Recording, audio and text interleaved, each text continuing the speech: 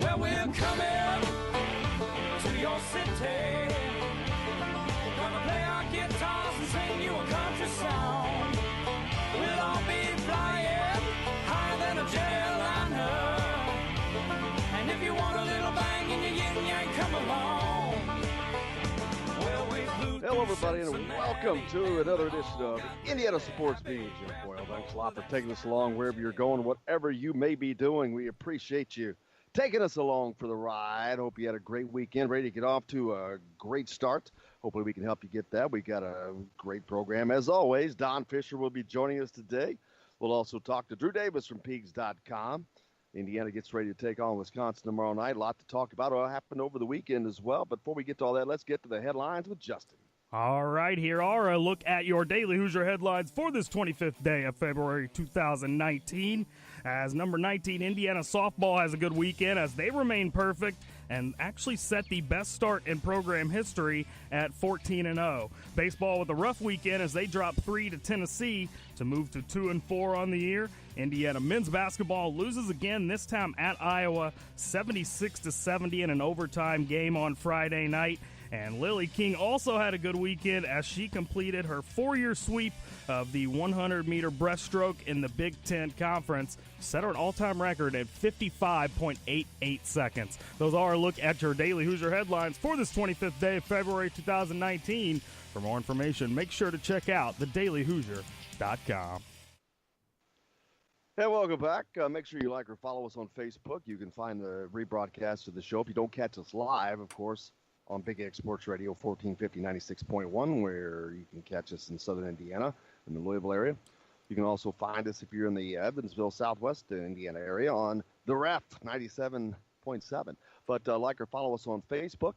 You can find the rebroadcast if you miss us live on Apple Play, iTunes, iHeartRadio, Spotify, Google Play, thedailyhoosier.com, or indianasportsbeat.com. Hit us up on the text line today. If you got any thoughts, comments, questions, 812-269-6367. 812-269-6367. Hope everybody's got their week off to a good start, and we can help you out with that. Like I said, Don Fisher's on the program today. Indiana gets ready to take on the Wisconsin Badgers tomorrow after coming off of a tough road loss in overtime at Iowa. Yeah. Just can't get it done. They played pretty daggone well, but didn't play well enough, unfortunately, to get the win. Yeah, and that was a game that a lot of Indiana fans thought that Indiana could win, and then towards the end of that ball game, felt like Indiana probably should win that game. Unfortunately, though, it goes to overtime, and Indiana's not able to get it done. But, hey, you got to take your hat off to them. They gave it a solid effort. I mean, that's pretty much all you could say. The guys off the bench were phenomenal. I thought Race Thompson and Evan Fitzner both played huge roles in that game on Friday night. But, like I said, unfortunately, Indiana unable to get it done. Yeah, it's a tough loss. And but the funny thing is, I continued the work when I see a team that is, what are they now, 13 and 14? Yep. I keep seeing people say they're probably out of the NCAA now. Probably. I'm like, oh, my God. If they went on a run and still won the rest of their games this season, then moved on to the Big Ten tournament and won, I don't know, 3 games there. Yeah. Because they got to start on they're going to have to start on Wednesday, so they're going to have an opportunity to win more games. Yeah. So they can win a Wednesday game, win a Thursday game. What happens if they won a Friday game, which would put them in the semis? That would put them at, 7-game win streak? Yep. They'd be in the damn tournament, which is funny. It's just funny. But a tough loss. I mean, they had the opportunity, and they gave the effort, but just can't get it done. Can't say that they shot the ball very well. No. I mean, Romeo was 4 of 12. Rob Finnessy was 4 of 12. They just didn't hit enough shots again. And actually, to be honest with you, I don't know where the biggest detriment was, but I'm going to have to – they did okay on turnovers. They only turned the ball over 11 times. Yep. That's not bad for this team. It's, in fact, coming off of a 17-turnover loss. Yep. And they had the advantage of points off turnovers at 13-6, even though Iowa had one more turnover. but Indiana took more advantage of that, so they did very, very well there.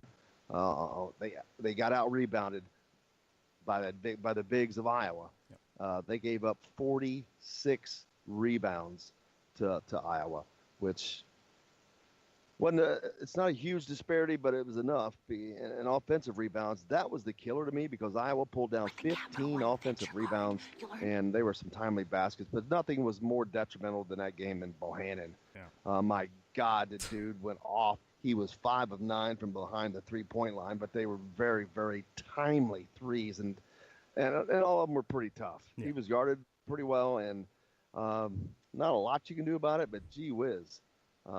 He has been the Hoosier killer both games this season. Yeah, I think he may have hit one shot in that game on Friday night that I didn't want to throw my head back. What the hell is happening? It seems like every game Indiana plays, there is that one guy that's making a tough three or several tough threes if it happens that way. But it's so frustrating to watch because Indiana, especially on Friday against Bohannon, I thought their defense was phenomenal on him. I mean, he had very little space to shoot, but shooters are going to shoot and they're going to find a way to make it, especially when they're hot like that. It was a balanced effort by Indiana. 11 players saw the court, including Jake Forrester, who hadn't seen the court for a couple of games. 5 players in double figures, man. Yeah. It was a very, very, very balanced scoring attack with Evan Fitzner coming off the bench to pour in 11 points. 5 of 8 shooting. He hit a three-pointer finally. He was 1 of 4. But Evan Fitzner with 11 points, that's a huge turnaround for him.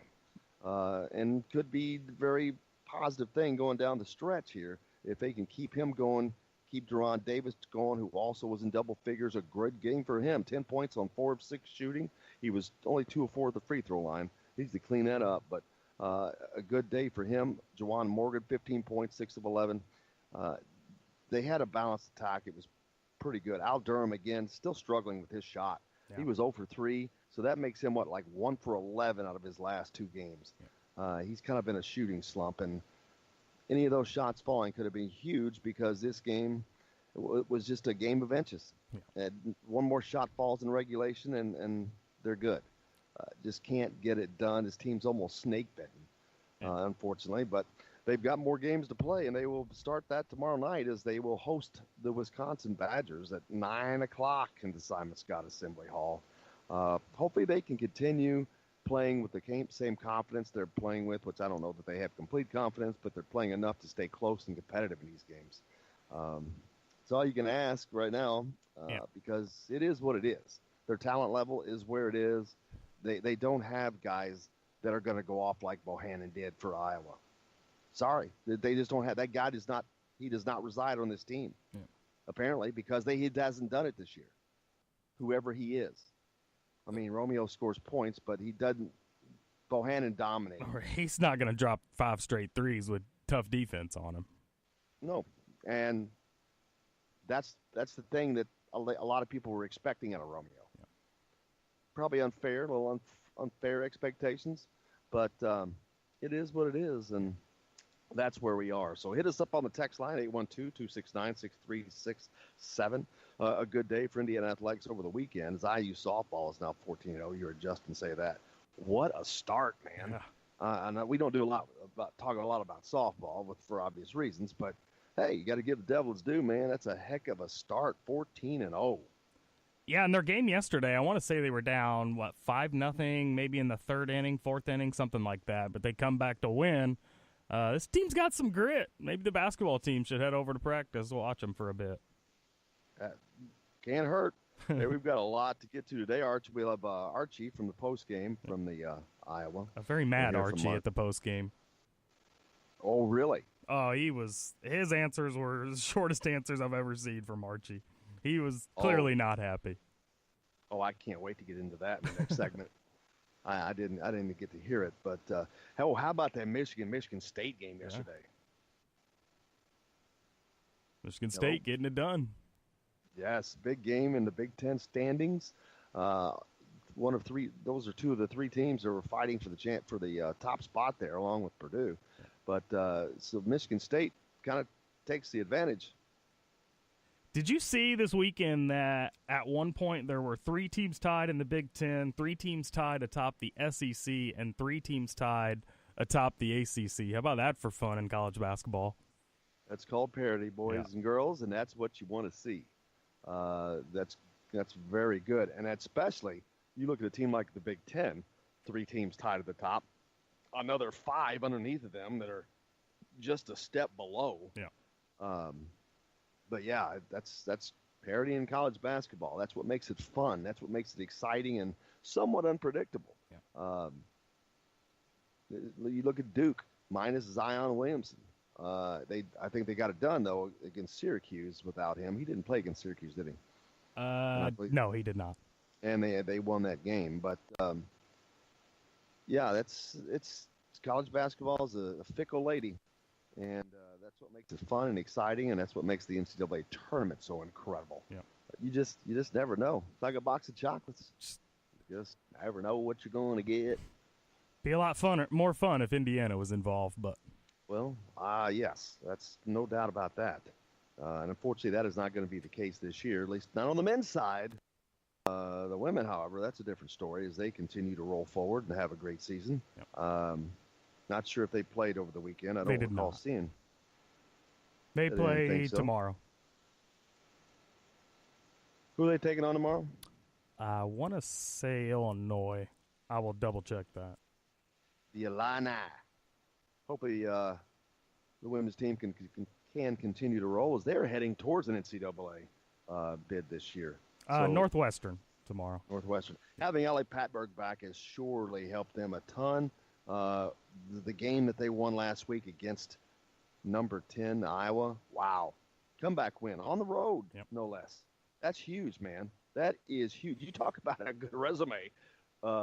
Indiana's got it. They've got some nice wins. I wish they could have beaten Rutgers because Rutgers is a good team, and they couldn't quite get that one done. Didn't have Ali Patberg back. Vivian Stringer, their coach, taking the rest of the regular season off due to doctors' recommendations. She will rejoin their team for the NCAA postseason run, but she's taking the rest of the regular season off due to exhaustion. Wow. She's 70 years old, and I guess she's been logging too many minutes. So Vivian Stringer will be on the sideline. That's interesting. Yeah. It's interesting to me because I guess they have the NCAA tournament made. Maybe it won't affect them. Maybe the coaching will not affect these last few games. And I don't know what their schedule is, but they're in conference, so it can't be all easy games. But, of course, their season ends sooner than the men, so they may have just 1 or 2 games left. I'm not sure. I don't follow them, but that's that. Yeah, now Indiana has 2 games left, so I'd imagine that's what the rest of the Big Ten has. And Rutgers 18-7, so yeah, they're pretty much firmly in the NCAA tournaments. Give her 2 games off. Yeah, a little vacation to get that done. But hit us up on the text line if you like, 812-269-6367. Comments, quotes, questions, whatever you like. Don Fisher will be along. If you got a question, shoot that in. Drew Davis, also from Peaks.com. We'll see how the preps did over the weekend. Indiana high school basketball, they are ready for tournament play, man. Yep. It's starting this week. It starts when? This week, Tuesday, tomorrow.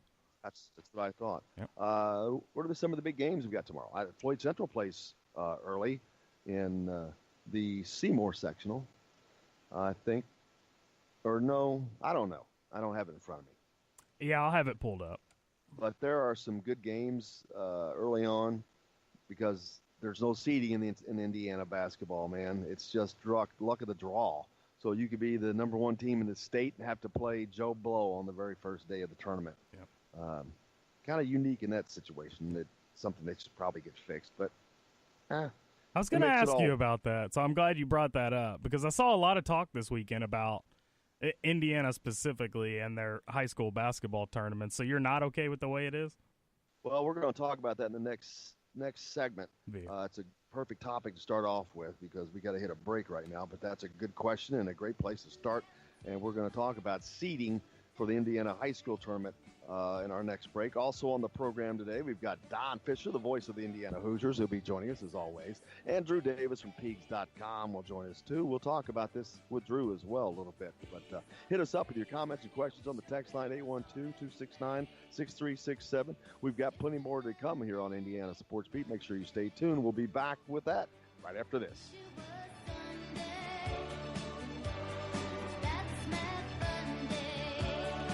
Hello, everybody. Jim Coyle from Indiana Sports Beat. When I'm not covering the Hoosiers, you can find me at Bubba's 33 in Clarksville, located on the northeast corner of I-65 at Veterans Parkway. Bubba's 33 has hand-tossed pizzas, bold burgers, and ice-cold beer from a select list of local craft brewers. An incredible food selection, all made fresh daily. Whether you're meeting the team for that post-win meal in the family dining area or meeting friends for happy hour to watch the game on one of Bubba's 50 TVs. Bubba's 33 in Clarksville. Pizza, burgers, beer. We all want a winning smile for those championship photos, and that's exactly what you will get at Reynolds Family Dentistry in Sellersburg. Reynolds Family Dentistry has been serving the dental needs of Hoosier families for over 30 years. Let Doctors Roger and Jay Reynolds take care of your family. Just off of I-65 at 809 South Indiana Avenue in Sellersburg. Call 812-246-3368. That's Reynolds Family Dentistry, 812-246-3368. Many medicines used to treat colds and flu contain acetaminophen, a pain reliever and fever reducer found in hundreds of over-the-counter and prescription medicines. But taking too much or more than one medication containing acetaminophen per day can damage your liver. So always read the label and don't take acetaminophen if you drink 3 or more alcoholic drinks every day. To learn more, visit fda.gov/OTC pain info. A message from the U.S. Department of Health and Human Services Food and Drug Administration. This is Jim Coyle with Indiana Sports Beat. And I'm Justin Kalen with Indiana Sports Beat. Justin, what's your favorite show? It's got to be Indiana Sports Beat, but I'm not ever sure where to find it. Well, you can always like and follow us on Facebook. Always follow the show rebroadcast on iTunes, Google Play, iHeartRadio, Spotify. TheDailyHoosier.com is a great place to sign up for it each and every day. Or, of course, on Big X Sports Radio, 1450, 96.1 WXVW in Southern Indiana, and 97.7 The Ref in Evansville. If you want to get your day off to a good start, then stop at Billy Joe's Gas and Food Mart on Highway 150 in Floyd's Knobs. While you're filling your gas tank, you could fill your own tank with a hot breakfast or try one of Billy Joe's daily lunch special. Billy Joe's Gas and Food Mart opens at 5 a.m. and everything is made fresh daily. And if you bring your own mug, coffee is only 50 cents. And Billy Joe's also has free air. The best place to start your day is at Billy Joe's Gas and Food Mart on Highway 150 in Floyd's Knobs.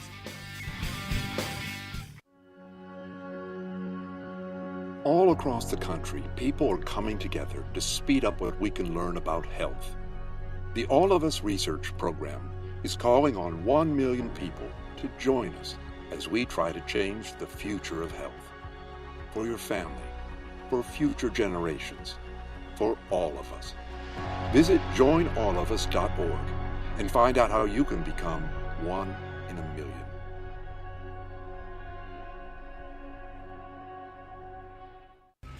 All right, crew, let's get her dug.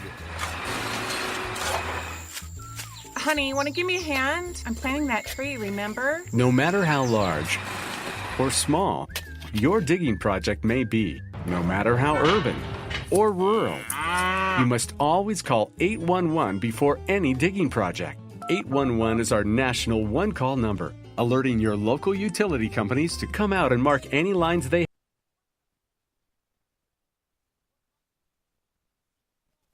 have near your dig site. You must call 811 at least 2 to 3 business days before any digging project, so you can avoid hitting our essential buried utilities. This includes natural gas and petroleum pipelines, electric, communication cables, and water and sewer lines. So before you do this or this, make sure you do this. For digging projects big or small, make the call to 811. Brought to you by Common Ground Alliance.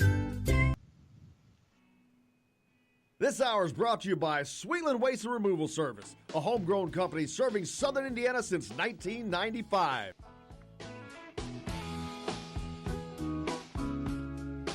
And welcome back to Indiana Sports Beat. Thank you for joining us. Jim Coyle sitting in with you, as always. Justin Kalen, high atop the crew chief's box. That's right. Hope your Monday's off to a good start. Hope your weekend was good. And we've got a lot to get to this week. Don Fisher on the show today, along with Drew Davis from Peegs.com will be joining us. If you got any comments or questions for any of those guys, hit us up on the text line, 812-269-6367. We'll get it to them. Like or follow us on Facebook. You can follow the show rebroadcast on podcast on iTunes, Autoplay, iHeartRadio, Spotify, Google Play, thedailyhoosier.com, or indianasportsbeat.com. Well, a big weekend on actually a big week of basketball coming up in the state of Indiana, as you were talking about just before the break. The boys tournament is about to start. A lot of great games all over the place. You've got Southern Indiana, Floyd Central, and New Albany's, and the Jeffersonvilles and Silver Creeks. You've got Evansville Wrights, and Memorial, and Bossy, and then Castle, and all those. Lots of great players. Alex Hemingway, Kobe Barnes, Christian Lander.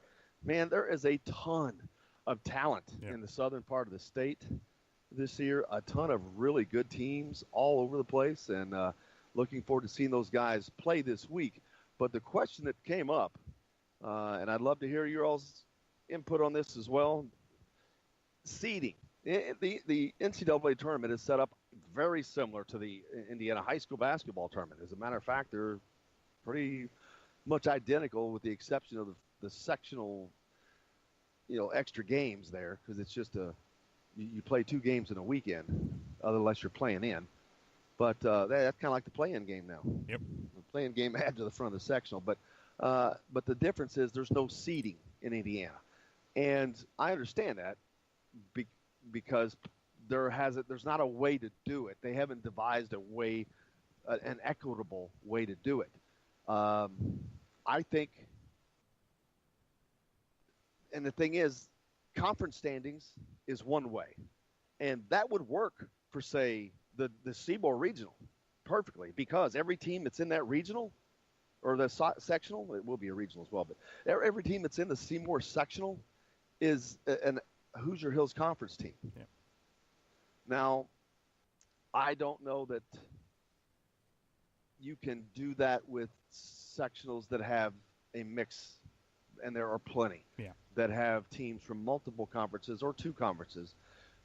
Do you take their place that they finished in their conference, and does it supersede another conference? What if that conference is stronger?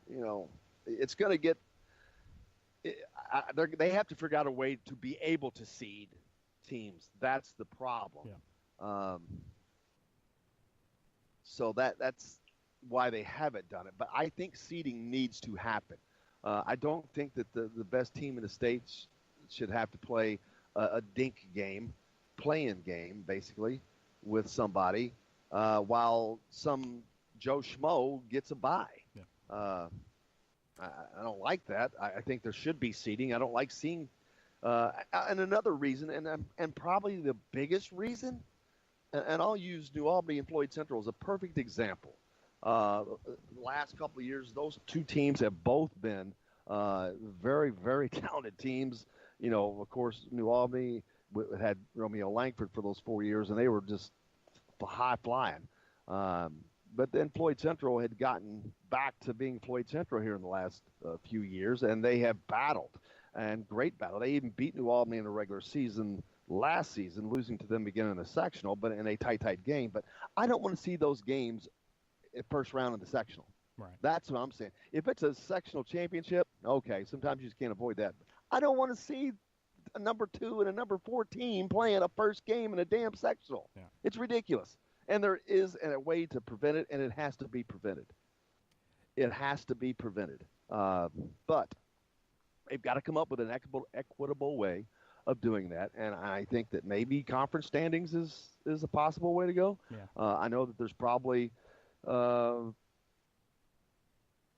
drawbacks to that issue that have to be worked out, but they've got to do something. I don't know if they are anywhere right now on seeding, to be honest with you, either. I don't know if there's any thought to doing it. Yeah. I have to look into that. But that's my thought. I definitely think there should be seeding, absolutely. I don't have the answer on how to do it. I have some thoughts, as I said, about conference standings and whatnot. But what do you think? Hit us up on the text line, 812-269-6367. Let us know what you think on that. But that's my thoughts. I definitely think there needs to be seeding, if nothing else, to eliminate these big name games. I mean, you got what happens if Ben Davis and Warren Central are in the same sectional and they drew each other in the first round? How ridiculous is that? And that stuff happens. It happens in football. Oh, yeah. This is not just basketball we're talking about here. This stuff happens in football. It's ridiculous to see two powerhouses play an immediate first game. It's just stupid. It's not good for the product. It doesn't matter if it's Indiana high school football or Indiana high school basketball. It's not good for the product. You want to grow your product. You want to marginalize it and maximize it. I know that's what they want. Who do you think you want?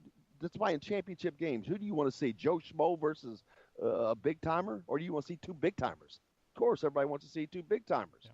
Yeah. So there are ways to try to eliminate that from not happening. But that's my thought. Hit us up on the text line. Let us know what your thoughts are.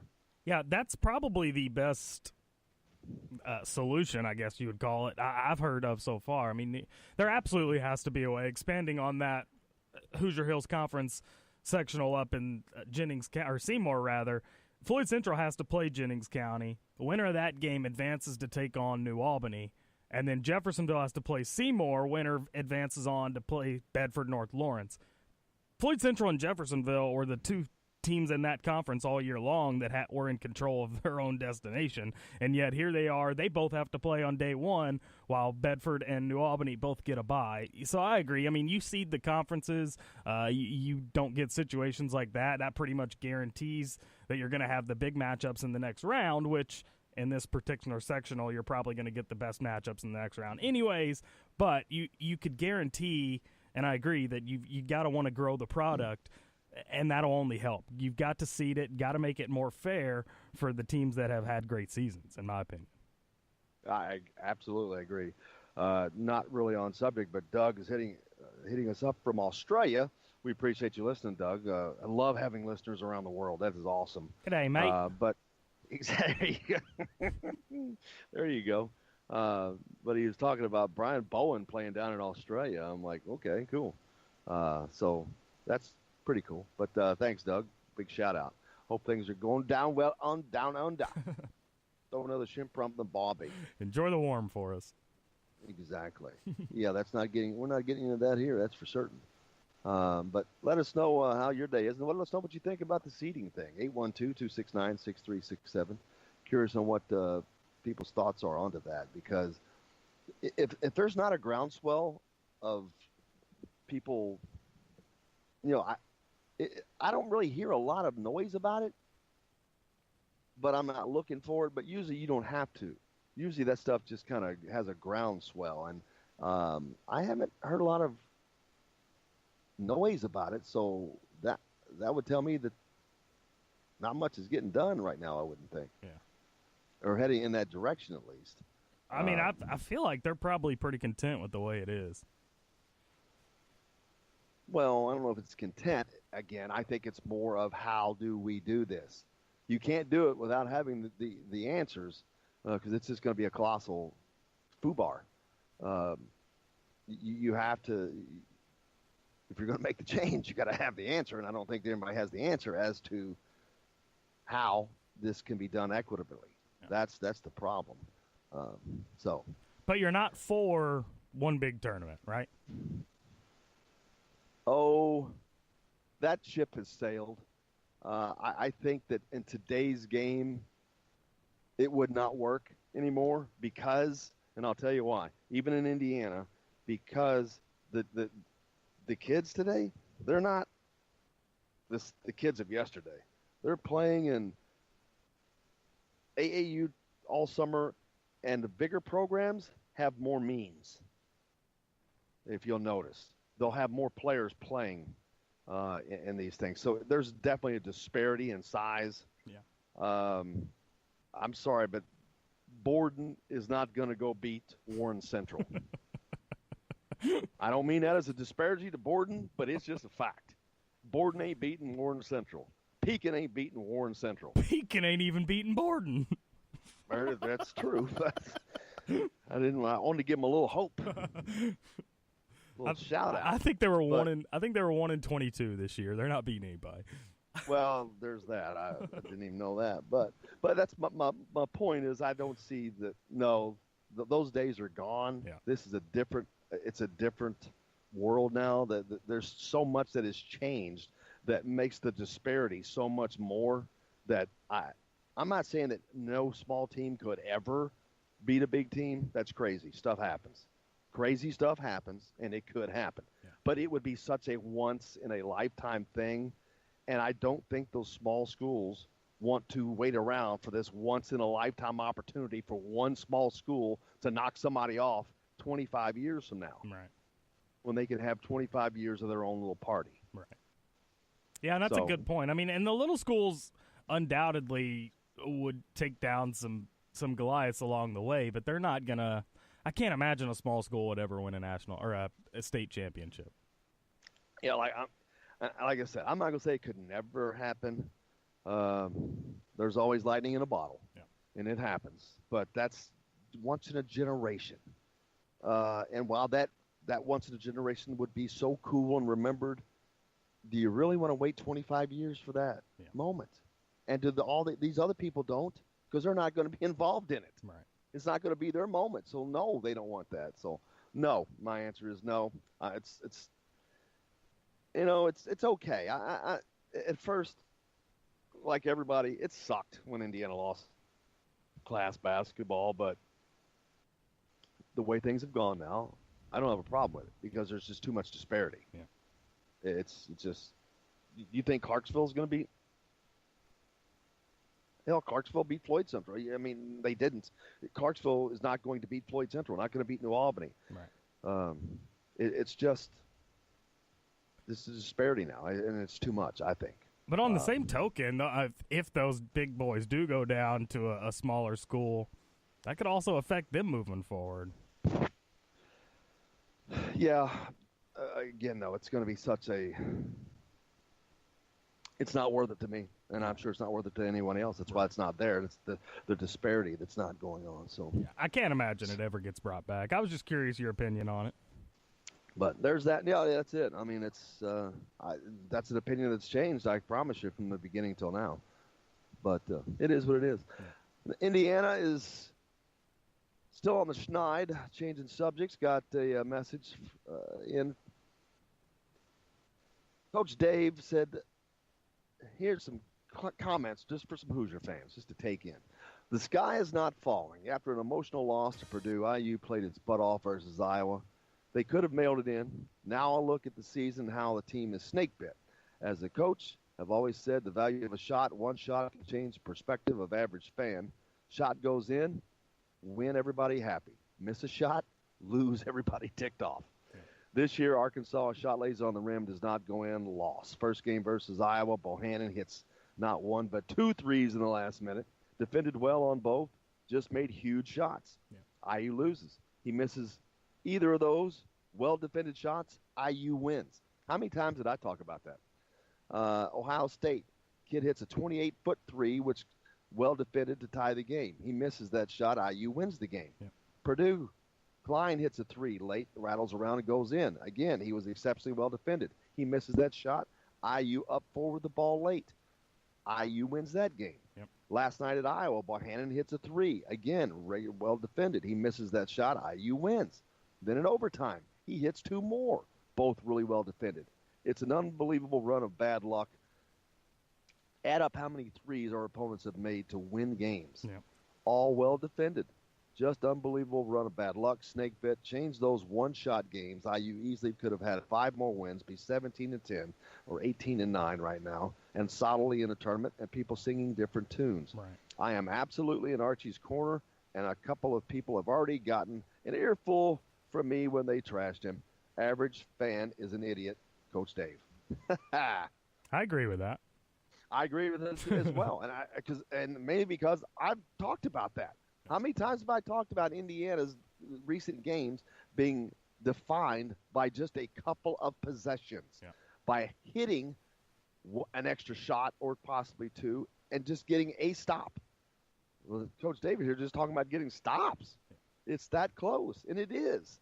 But that's the difference between this team, and they are snake bit. But also, I don't think it's just a combination of being snake bit. I think I don't think it's just being snake bit. I think it's a combination of being a little snake bit, being a little your confidence shaken. Yeah. But also, they're just not that good. They don't have that Bohannon guy. They don't have that guy that's going to step up and knock those shots down. I talked about that earlier in the show today. That guy's not on this team. Now, Romeo wants to be that guy, but he ain't. Right. The closest they have, and I was thinking about this last night, Juwan Morgan. But I think his killer instinct has been taken away because they keep turning to Romeo to do it. And I don't understand that. When you need the big shot, I'm sorry, Romeo is not the guy. Yeah. Now, if he's going to drive, yes, which is what I was thinking he was going to do the other night. But he didn't. I don't want him standing out there taking a three. That's not what I want. I got 2 or 3 other guys. I would rather take that shot, I'll be honest with you. A step-back three at that, not just any three.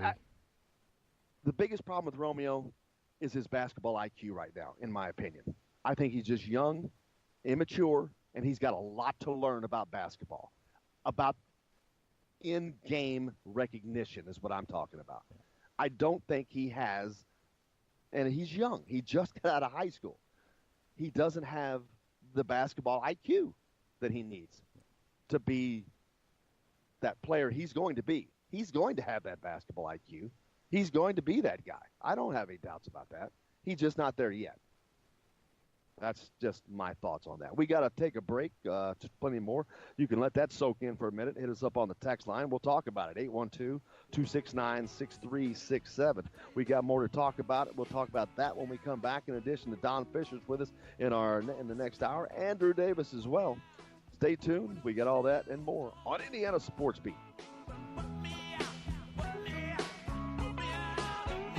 Hello, everybody. Jim Coyle from Indiana Sports Beat. When I'm not covering the Hoosiers, you can find me at Bubba's 33 in Clarksville, located on the northeast corner of I-65 at Veterans Parkway. Bubba's 33 has hand-tossed pizzas, bold burgers, and ice-cold beer from a select list of local craft brewers.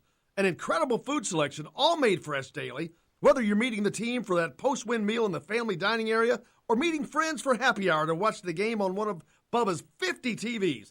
Bubba's 33 in Clarksville. Pizza, burgers, beer. We all want a winning smile for those championship photos, and that's exactly what you will get at Reynolds Family Dentistry in Sellersburg. Reynolds Family Dentistry has been serving the dental needs of Hoosier families for over 30 years. Let Doctors Roger and Jay Reynolds take care of your family. Just off of I-65 at 809 South Indiana Avenue in Sellersburg. Call 812-246-3368. That's Reynolds Family Dentistry, 812-246-3368. Many medicines used to treat colds and flu contain acetaminophen, a pain reliever and fever reducer found in hundreds of over-the-counter and prescription medicines. But taking too much or more than one medication containing acetaminophen per day can damage your liver. So always read the label and don't take acetaminophen if you drink 3 or more alcoholic drinks every day. To learn more, visit fda.gov/OTC pain info. A message from the U.S. Department of Health and Human Services Food and Drug Administration. This is Jim Coyle with Indiana Sports Beat. And I'm Justin Kalen with Indiana Sports Beat. Justin, what's your favorite show? It's got to be Indiana Sports Beat, but I'm not ever sure where to find it. Well, you can always like and follow us on Facebook. Always follow the show rebroadcast on iTunes, Google Play, iHeartRadio, Spotify. TheDailyHoosier.com is a great place to sign up for it each and every day. Or, of course, on Big X Sports Radio, 1450, 96.1 WXVW in Southern Indiana, and 97.7 The Ref in Evansville. If you want to get your day off to a good start, then stop at Billy Joe's Gas and Food Mart on Highway 150 in Floyd's Knobs. While you're filling your gas tank, you could fill your own tank with a hot breakfast or try one of Billy Joe's daily lunch special. Billy Joe's Gas and Food Mart opens at 5 a.m. and everything is made fresh daily. And if you bring your own mug, coffee is only 50 cents. And Billy Joe's also has free air. The best place to start your day is at Billy Joe's Gas and Food Mart on Highway 150 in Floyd's Knobs.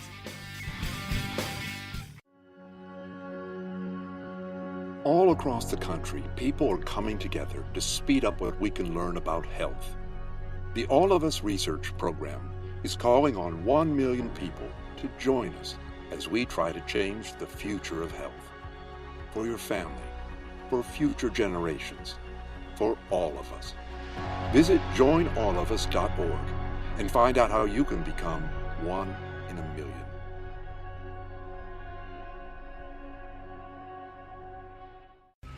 All right, crew, let's get her dug.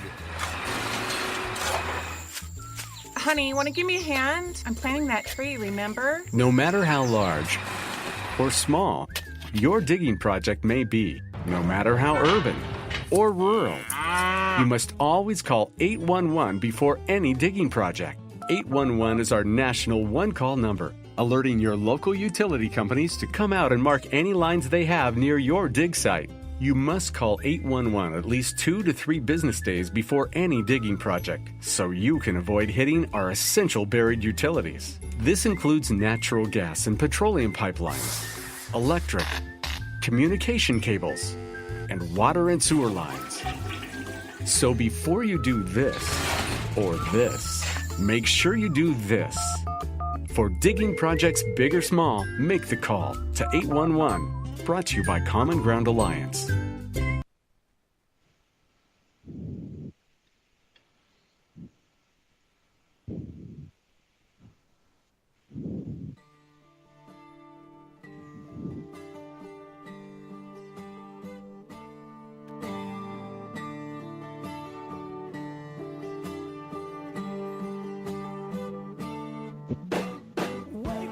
Yeah, welcome back to Indiana Sports Beat. I had to let that kick in there.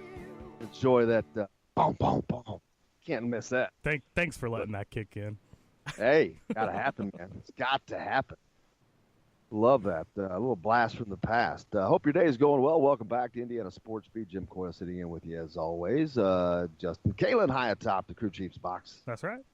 Speaking of Crew Chiefs box, NASCAR's back, man. NFL's gone and NASCAR's back. I noticed they were racing from, Atlanta yesterday? Yep. It's a good race. Keselowski win that thing? He did, yep. Cool. Make sure you hit us up on the text line, 812-269-6367.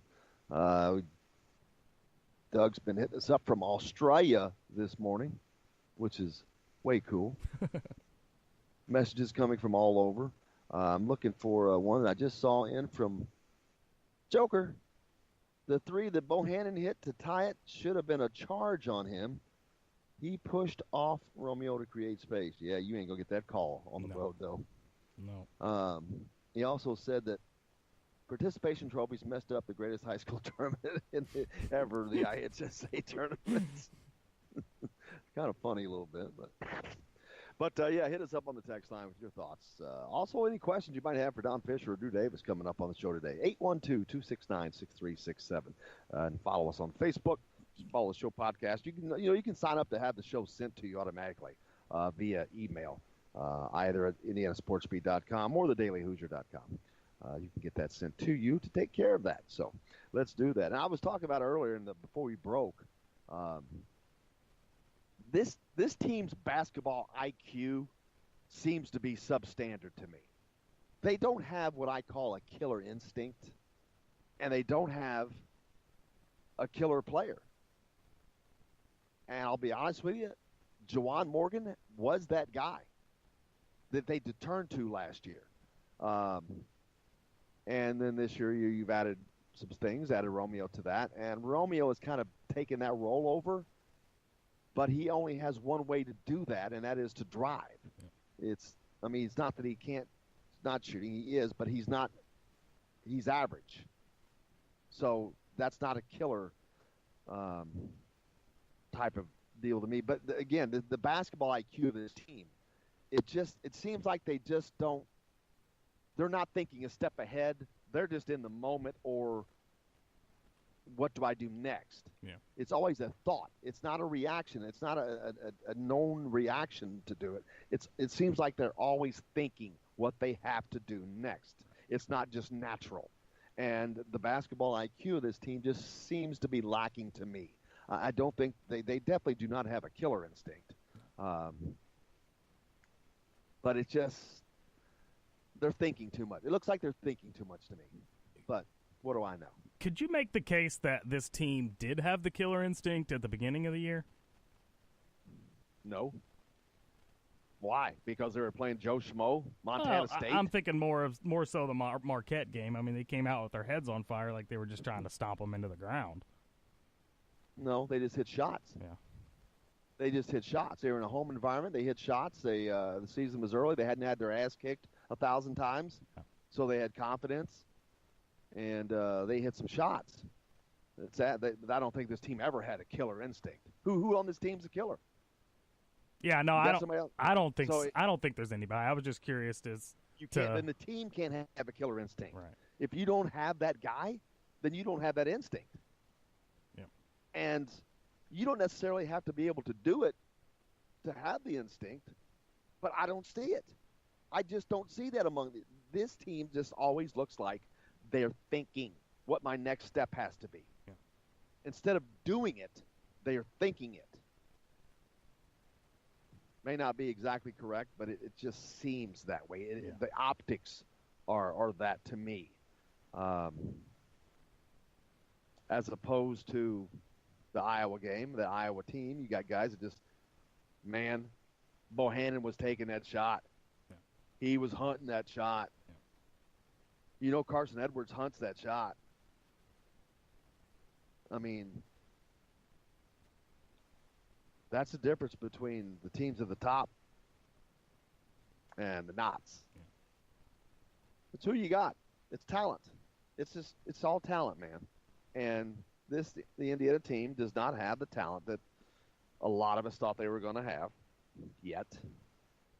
And that's going to take a couple years. Yeah. Archie's got to bring talent in. He's got to bring in guys that can shoot. He's got to bring in guys that can play defense in the way that he needs it played, in the style that he needs it played. He doesn't have that right now, and I'm not going to fault him for that. Pretty funny text into the show. Tim texted and says, Romeo's success causes fights. I was at a birthday party on Sunday. These 10-year-old boys were going out to play basketball, but first they were calling out, I'm LeBron, another, I'm Hardaway. Well, these two boys were wearing Romeo jerseys. Of course, they both called Romeo. Well, they argued for a few minutes until they broke out into a fight, and the parents had to come separate them. That's hysterical. That's cool to be a hero already. Yeah. I mean, so even when you think about the youth in the state or around the country, the Romeo is a guy they look up to. So, but he hasn't gotten it done for Indiana, just plain and simple. You can sit there. How many games now have we looked back and said, well, you know, if Romeo just would have drove to the basket there instead of trying that long three? That's at least the third game this season that I could think of that we were hoping Romeo would drive to the basket to try to draw the foul or get an easier bucket than a step-back three. So at this point, it's gotten really frustrating. Yeah, because I don't understand, because that is his bread and butter. That's what he does well. Yeah. Shooting threes is not. And I don't understand why. That's one thing. I'm not in the huddle, and I don't know what's being said. Right. I know I would be saying, if it's available, if you can make it happen, drive to the basket, try to score, try to draw a foul, try to get off a good shot if you don't have one. But a step back three, yeah, that's not coming out of my mouth. Yeah. I'm not sitting there going, hey, I got an idea. What you do is give him a little fake and just do a step back three. I'm sorry. I don't think that's LeBron out there. I'm sorry. I don't think that's Steph Curry out there. Right. No, I don't want Romeo shooting a step back three to try to win the game instead of trying to drive or draw a foul. That's what he does best. He's very good at that. Yeah. And also, if you are driving, you think he might gain some attention? A little bit. You think it's possible that somebody else might be open because of that? Do you think that there's somebody else that could possibly take the shot? Because unless I've missed something, Romeo does not have a higher propensity to make that shot than anybody else on that team. Yeah, that I'd agree with. But I'm be curious to hear inside the huddle just one time at the end of a game just to hear what Archie is saying. Does he just saying get the ball to Romeo make something happen, or is he drawing up plays? I mean, it seems confusing because every game it seems like, well, Romeo's got the touch, step back three. Doesn't seem like there's any late game execution coaching-wise. As crazy as this sounds, I would be content with standing Fitzner out Yeah. on a wing and telling Romeo to drive in, draw that defensive pressure. If you don't have an easy shot if you don't see an easy shot at the basket coming, kick it. Yeah. Let him take. I would much rather Fitzner take the 3-point shot than Romeo. Agreed. I don't care how many Fitzner has missed. I know one thing: he used to be a 42% 3-point shooter, so he can shoot the three. Whatever's going on with him right now, it's not great, but I still would rather he shoot it than Romeo. Yeah. I'm sorry, he's a better shooter right now. So why not give it to the better shooter? Right. Use him as a decoy. Kick it off. Do something. A step back three is just not what you should be looking for Right. when you have a chance to win the damn game on the road. Is that the best opportunity you have? I don't think so. Well, So why not put yourself in the absolute best position you can to win the game? Well, even on that with Romeo, I mean, he's pretty good with this step back, but why not just drive it in 16, 17 feet from the basket, then step back? Why are we forcing look as cool. step back threes? It's not as cool of a look on Sports Center. It's true, but I mean, how concerned is Romeo getting on Sports Center at the end of the day? Well, why not drive the damn ball and do what you do best? Yeah. I mean, if you really want it on Sports Center, you figure that'd be what you would need to do. I'm not saying that was the reason. Right. No, I know. A little smart aleck thing, but it's the truth. I mean, like, dude, this team is to put themselves in the absolute, do the most, what is the absolute best thing you can do that will give you the best chance to win the game? Yeah. Let's run through it. That's what the timeout is for. That's what we're, so is that what you do? You plan a step back three? That's it? You play that hard, you give that effort, and that's what you want? Yeah. I don't understand that. And I'd like an explanation. I'm not saying I'm due one. I'm just saying I would like for somebody to say, hey, what was the reasoning there? I don't care who it is. Yeah. Just curious. Why? Again, why? When you want to know why you lose so many games, there's a reason right there. Yeah. Again, you're not doing the things you need to do at crunch time to win the game.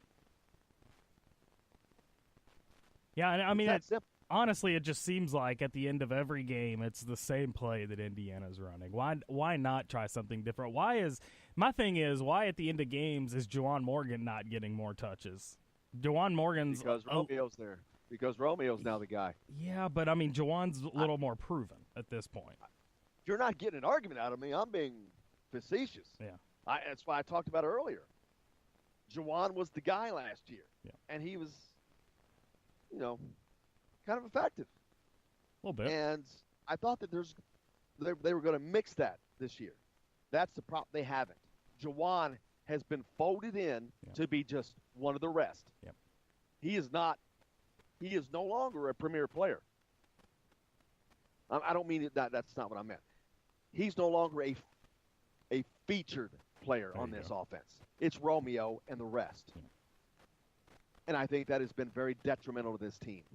I think it has been very detrimental to this team because they have accepted the fact their lot, quote unquote, lot in life. Well, this is Romeo's team now. Well, that hadn't worked out too damn well. Yep. Yeah, they and needed Juwan Morgan's killer play that he performed last year to go along with this. Yeah. And to me, that's what has happened. Yeah. This offense has kind of been blown up because instead of combining those, it looks like back on New Albany. Yeah. Everybody just looking to Romeo. Yeah, and it's not only been late game situations, it's been middle of the games as well. I mean, there's been games where Juwan Morgan disappears. I mean, and it's not, I don't want to consider it his fault. It's just his teammates not looking for him. But yeah, I agree. Ideally, this team should have blended both Romeo and Juwan together. Use your strengths, and they have not done that. So it's been ultra frustrating. Yeah, exactly. And I think that has been as big an issue on this team as anything. Yeah. Because a lack of offense.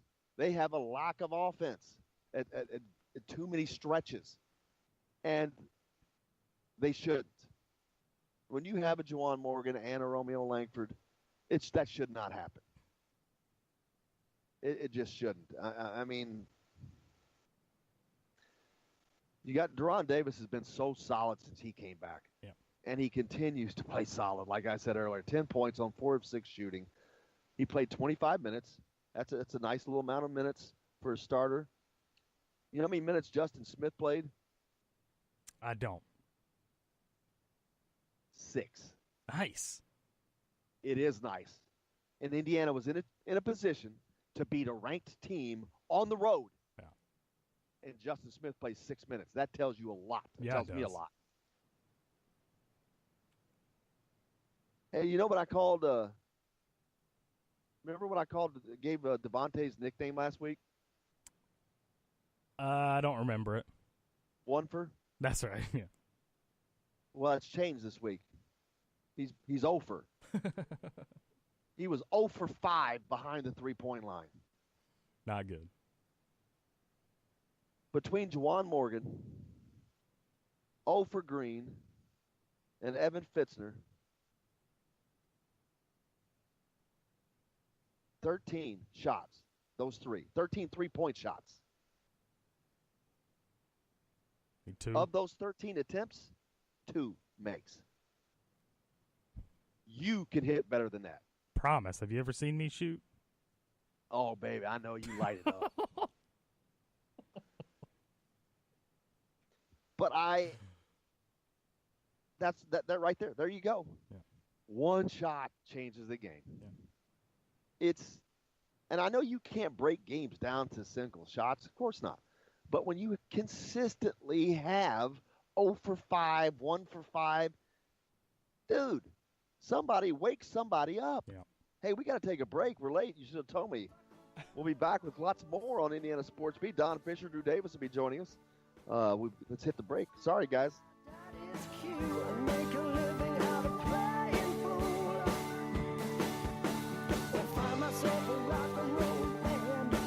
Hello, everybody. Jim Coyle from Indiana Sports Beat. When I'm not covering the Hoosiers, you can find me at Bubba's 33 in Clarksville, located on the northeast corner of I-65 at Veterans Parkway.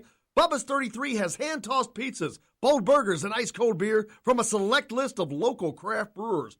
An incredible food selection, all made fresh daily. Whether you're meeting the team for that post-win meal in the family dining area or meeting friends for happy hour to watch the game on one of Bubba's 50 TVs. Bubba's 33 in Clarksville. Pizza, burgers, beer. We all want a winning smile for those championship photos, and that's exactly what you will get at Reynolds Family Dentistry in Sellersburg. Reynolds Family Dentistry has been serving the dental needs of Hoosier families for over 30 years. Let Doctors Roger and Jay Reynolds take care of your family. Just off of I-65 at 809 South Indiana Avenue in Sellersburg. Call 812-246-3368. That's Reynolds Family Dentistry, 812-246-3368.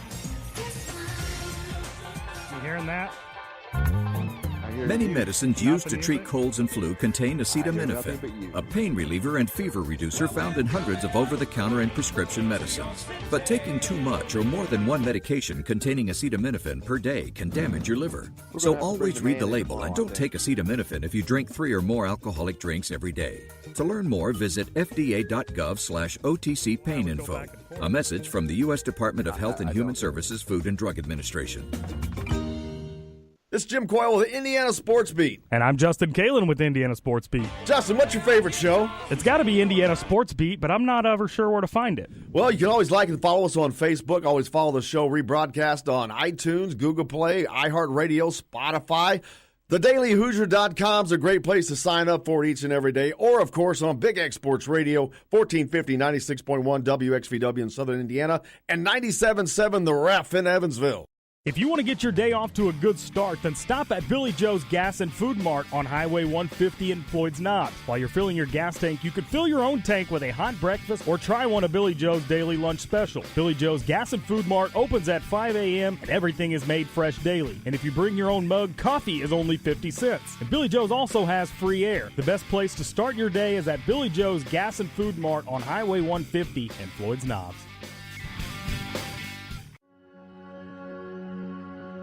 All across the country, people are coming together to speed up what we can learn about health. The All of Us Research Program is calling on 1 million people to join us as we try to change the future of health. For your family, for future generations, for all of us. Visit joinallofus.org and find out how you can become one in a million.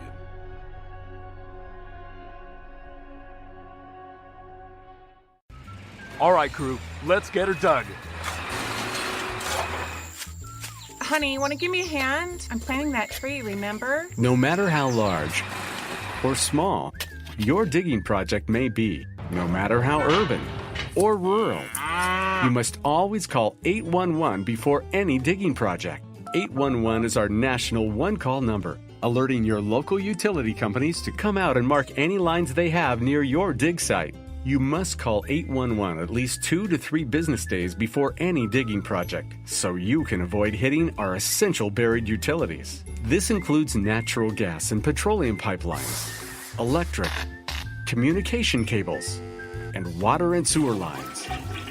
So before you do this or this, make sure you do this.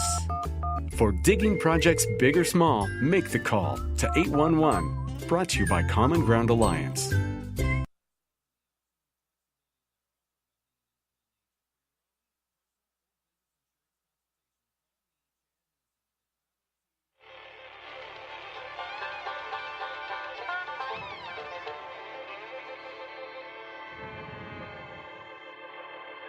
Well, we're coming to your city. Gonna play our guitars and sing you a country song. We'll all be flying higher than a jetliner. And if you want a little bang in your yin yang, come along. And welcome to the Indiana Sports Beat. Thanks a lot for taking us along wherever you're going, whatever you may be doing today. Thanks a lot for taking Indiana Sports Beat along with you. Jim Coyle along for the ride. Justin Kalen high atop the crew chief's box. That's right. Hope your weekend was a good one and we can get your week off to a great start. Thanks a lot for joining us. Don Fisher will be on the program today, the voice of the Indiana Hoosiers. We'll also talk to Drew Davis from Peegs.com. Lots to talk about. Indiana taking on Wisconsin tomorrow night. Some big games over the weekend. We'll talk a little high school stuff as well. But before we get to that, let's get to the headlines with Justin. All right, here are your daily Hoosier headlines for this 25th day of February 2019. As number 19, Indiana softball has a good weekend as they remain perfect and set the best start in program history at 14-0. Baseball with a rough weekend as they drop 3 straight to Tennessee to move to 2-4.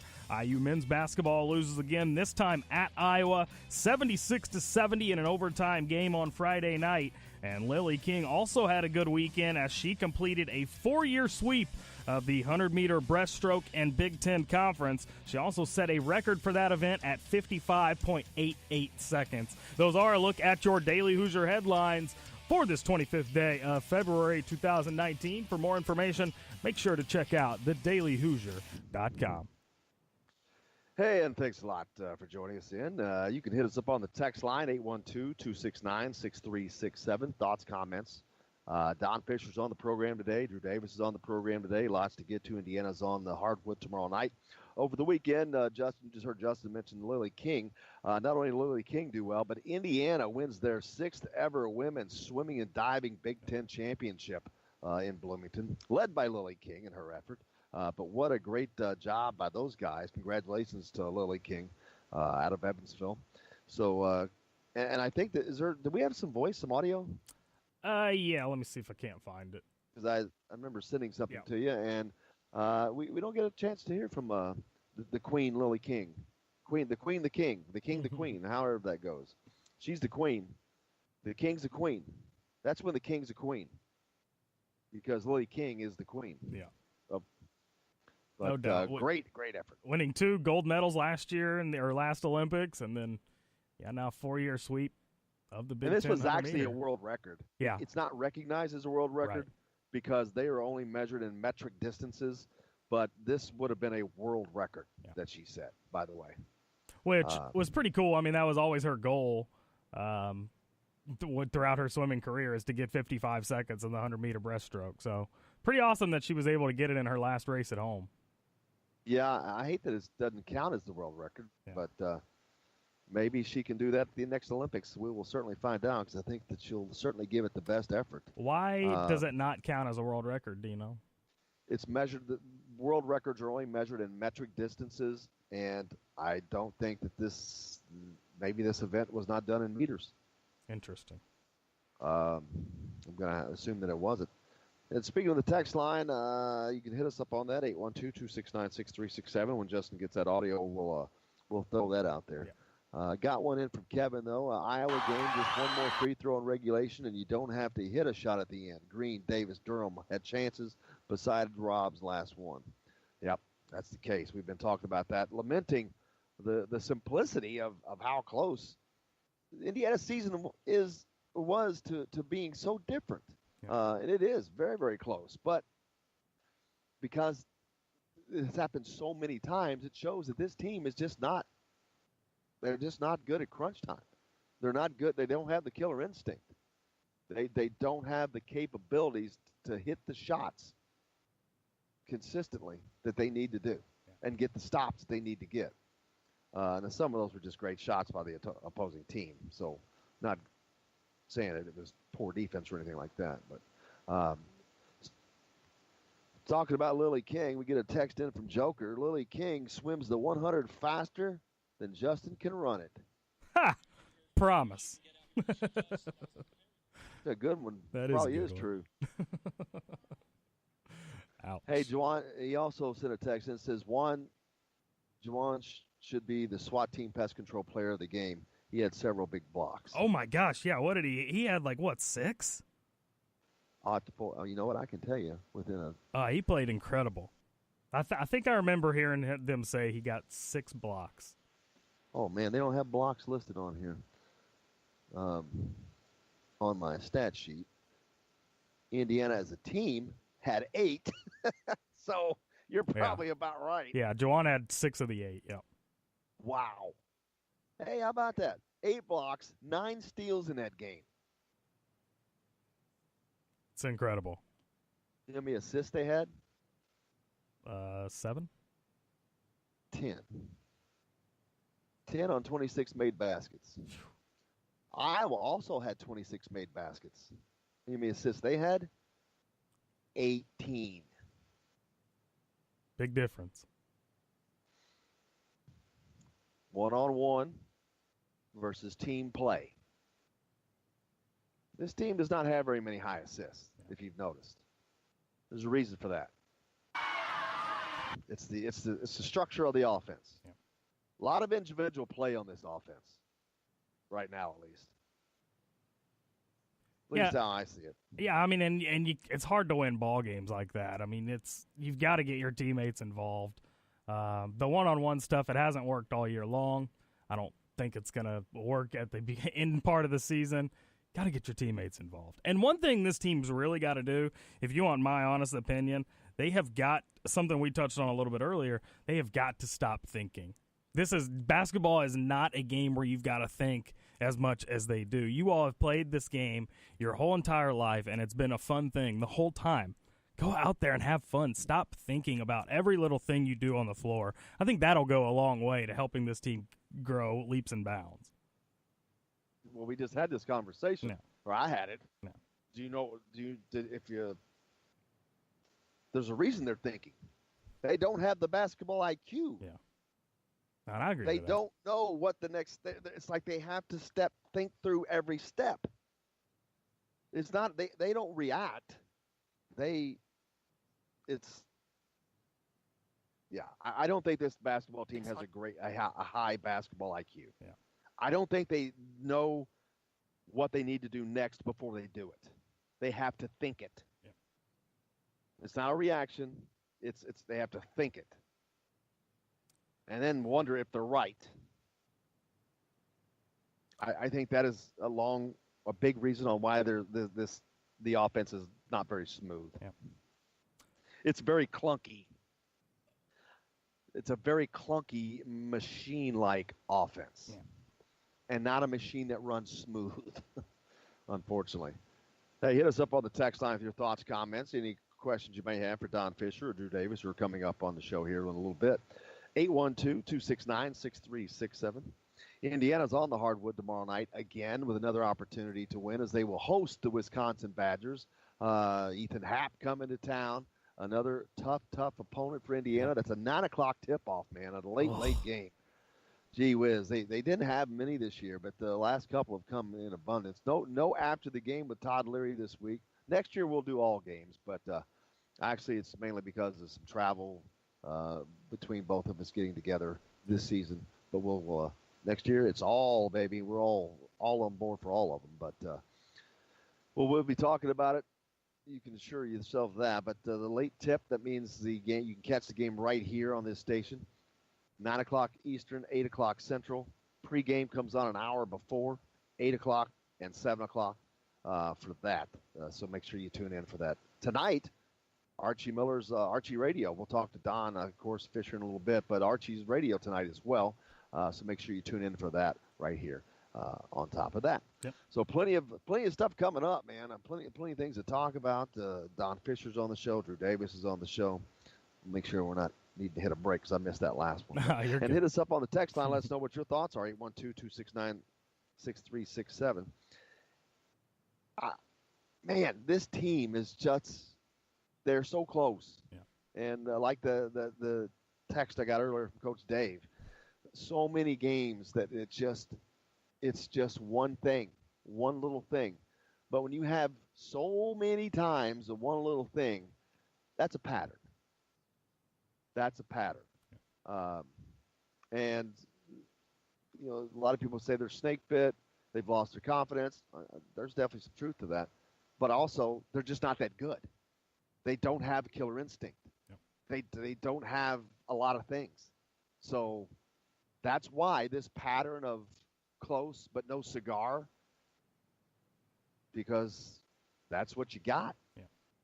It's kind of a ragtag unit put together of two different regimes that you're trying to blend two things together. Right. That this is Archie's cake, and Archie has his ingredients that he likes to bake a cake with. Well, he's being forced to use ingredients from something else. This is not going to be the cake that he would normally make. Yeah. I mean, I know this is a ridiculous kind of a expired ingredients deal, but not necessarily expired, but it's like putting salt in a cake. I don't need salt in this cake. Salt goes into something else. It's not blending. They're not blending well enough. Yeah. But it's also a lack of talent. You want to know what a lack of talent is? 0 for 5, 1 for 4, 1 for 5. Consistently. That's what we're talking about. Consistently. Yeah. You hear me saying 0 for 5, 1 for 5, 1 for 8. Every game. There are 2 and 3 players that are 1 for or 0 for. That's what you got, guys. That's what you got. You can't win games going 0 for 5, 1 for 5, 1 for 5. So until the talent level is upgraded, that's what you got. Yeah. It's going to have to, that'll have to change, and that's going to take time. That's all there is to it. Just all there is to it. Hey, we got to take a break. When we come back, Drew Davis from Peaks.com is going to join us. So stay tuned. Indiana Sports People, Jim Coyle back with plenty more right after this. Hello, everybody. Jim Coyle from Indiana Sports Beat. When I'm not covering the Hoosiers, you can find me at Bubba's 33 in Clarksville, located on the northeast corner of I-65 at Veterans Parkway. Bubba's 33 has hand-tossed pizzas, bold burgers, and ice-cold beer from a select list of local craft brewers. An incredible food selection, all made fresh daily. Whether you're meeting the team for that post-win meal in the family dining area or meeting friends for happy hour to watch the game on one of Bubba's 50 TVs, Bubba's 33 in Clarksville. Pizza, burgers, beer. We all want a winning smile for those championship photos, and that's exactly what you will get at Reynolds Family Dentistry in Sellersburg. Reynolds Family Dentistry has been serving the dental needs of Hoosier families for over 30 years. Let Doctors Roger and Jay Reynolds take care of your family. Just off of I-65 at 809 South Indiana Avenue in Sellersburg. Call 812-246-3368. That's Reynolds Family Dentistry, 812-246-3368. Many medicines used to treat colds and flu contain acetaminophen, a pain reliever and fever reducer found in hundreds of over-the-counter and prescription medicines. But taking too much or more than one medication containing acetaminophen per day can damage your liver. So always read the label and don't take acetaminophen if you drink 3 or more alcoholic drinks every day. To learn more, visit fda.gov/OTC pain info. A message from the U.S. Department of Health and Human Services Food and Drug Administration. This is Jim Coyle with the Indiana Sports Beat. And I'm Justin Kalen with Indiana Sports Beat. Justin, what's your favorite show? It's got to be Indiana Sports Beat, but I'm not ever sure where to find it. Well, you can always like and follow us on Facebook. Always follow the show rebroadcast on iTunes, Google Play, iHeartRadio, Spotify. TheDailyHoosier.com is a great place to sign up for it each and every day. Or, of course, on Big X Sports Radio, 1450, 96.1 WXVW in Southern Indiana, and 97.7 The Ref in Evansville. If you want to get your day off to a good start, then stop at Billy Joe's Gas and Food Mart on Highway 150 in Floyd's Knobs. While you're filling your gas tank, you could fill your own tank with a hot breakfast or try one of Billy Joe's daily lunch special. Billy Joe's Gas and Food Mart opens at 5 a.m. and everything is made fresh daily. And if you bring your own mug, coffee is only 50 cents. And Billy Joe's also has free air. The best place to start your day is at Billy Joe's Gas and Food Mart on Highway 150 in Floyd's Knobs.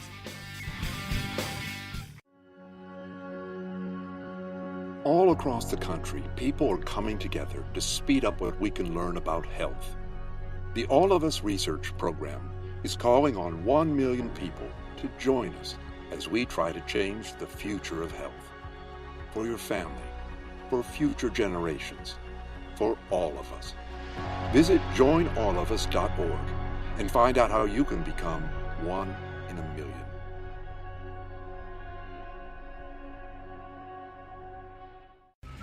All right, crew, let's get her dug. Honey, want to give me a hand? I'm planting that tree, remember? No matter how large or small your digging project may be, no matter how urban or rural, you must always call 811 before any digging project. 811 is our national one-call number, alerting your local utility companies to come out and mark any lines they have near your dig site. You must call 811 at least 2 to 3 business days before any digging project, so you can avoid hitting our essential buried utilities. This includes natural gas and petroleum pipelines, electric, communication cables, and water and sewer lines. So before you do this or this, make sure you do this. For digging projects big or small, make the call to 811. Brought to you by Common Ground Alliance. Hope your day's off to a good start. Hope your week's off to a good start. Hope we've got Drew Davis from Peaks.com joining us now. Drew, how are you, sir? I'm doing good. How are you? I just can't complain, man. If I was any better, I'd be you. How was your weekend, sir? It's a pretty good weekend. Made the trip out to Iowa on Friday night, and I tell you, it's first time going to Carver Hawkeye Arena, and it's a really unique venue. Way the arena's built out there, it's built down into the ground, and thought it was a pretty cool setup, honestly. Yeah, you walk in off the street or off, the regular level, and then boom, everything is just straight down one level. They have one level. I forget what it said, hold like 14,000 maybe. Something like that, but it's all one level down. It's kind of like a high school gym set up in a way. I mean, it's circular all the way around, but it's just one level from top to bottom.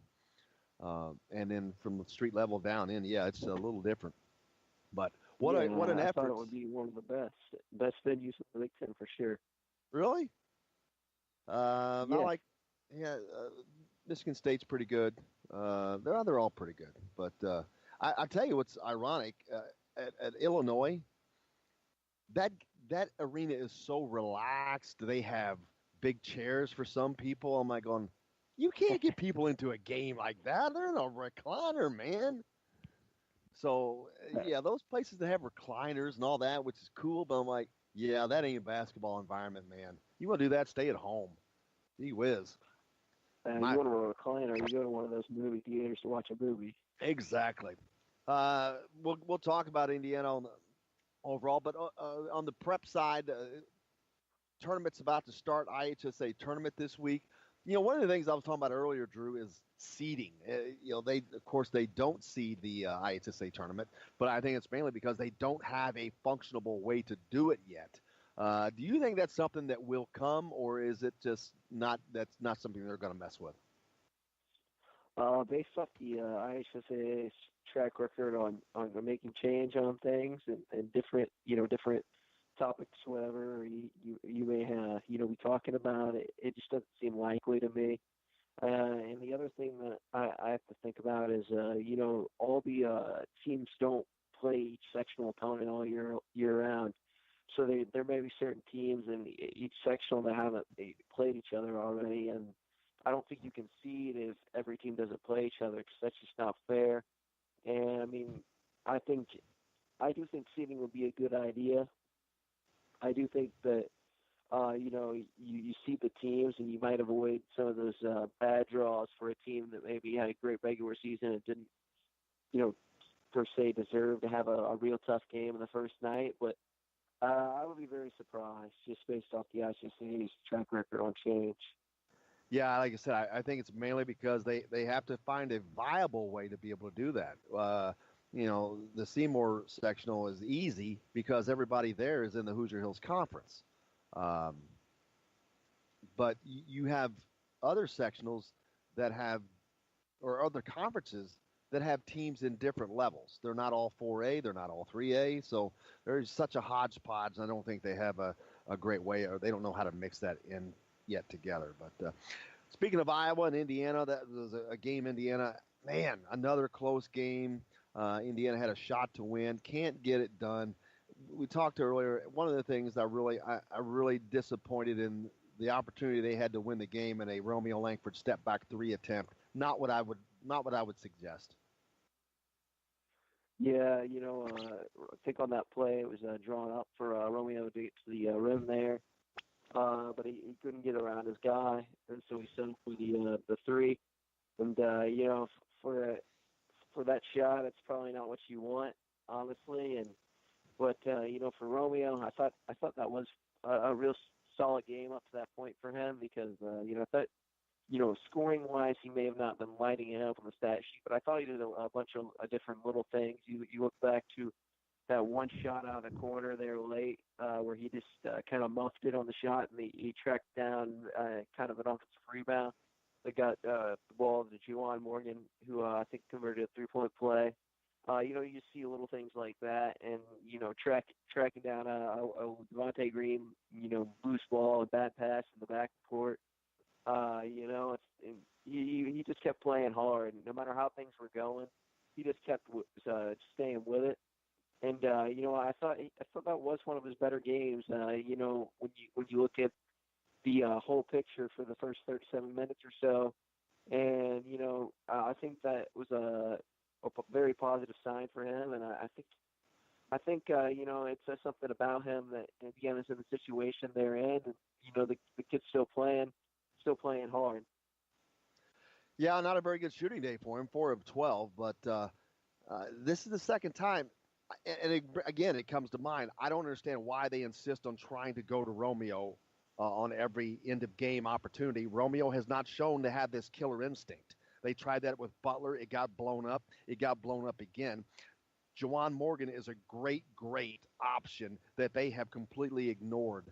I think they should be using Romeo as a decoy, because everybody in the free world knows Romeo is getting the ball, and they blow it up every time. So please, why do the same thing? The definition of insanity is doing the same thing, expecting different results. Well, Indiana basketball is a little insane right now, because they're doing the same thing and expecting different results. And I don't get that. Why not use him as a decoy? Get Juwan open. Get anybody else open. I'll be honest with you, I'd rather see Evan Fitzner take a 3-point shot than Romeo. I think it's a higher percentage of it working. But what they're doing at these end of games, they don't seem to have. I said earlier, I don't think this team has a great basketball IQ. I don't mean that negatively. I just think there's a lot of growth that has to be done yet. Romeo is going to be a great, great player, but he's got a lot to learn. He's young. He just got out of high school. He's got a lot to learn. It's not a negative about him. He just has a lot of his time, man. It's time. He's got to learn. But he doesn't have that basketball IQ yet, to me. I don't think that this team is thinking a step ahead. They're just thinking every time. And I think that insistence on having to think everything through gives the defenses and opponents opportunities to stop what they do. Yeah, I would say this team does too much thinking a lot of the time. They overthink things, and I think that's part of the problem. They don't ever just a lot of these guys just don't go out there and just play. And when you start to overthink things, and you start to play bad. And I thought Archie Miller had a good point on his radio show.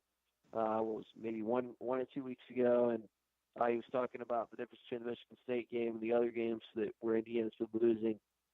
And it was how Indiana played fearless in that Michigan State game, and they weren't afraid to miss shots. And I think that was a big deal, and I think that's something that Indiana needs to try to channel more often. I thought for the most part, for say 37 minutes or so at Iowa, they did that. They were the best team on that floor for 37 minutes, and then Jordan Bohannon just went nuts, man. I can't say I've seen something like that before in person. He was hitting some pretty ridiculous shots, and you got to credit him, because I really don't know how he hit some of those. I got to give Evan Fitzner a ton of credit for keeping Indiana in that game. He played only 14 minutes, but he scored 11 points on 5 of 8 shooting. Evan Fitzner's caught some flack this year, deservedly so. He kind of disappeared, but that was a good game. He gave some solid minutes. I mean, that's about as efficient as you can be. 11 points in 14 minutes off the bench. Man, you can't ask for anything more than that. And unfortunately, that's what was not there this season.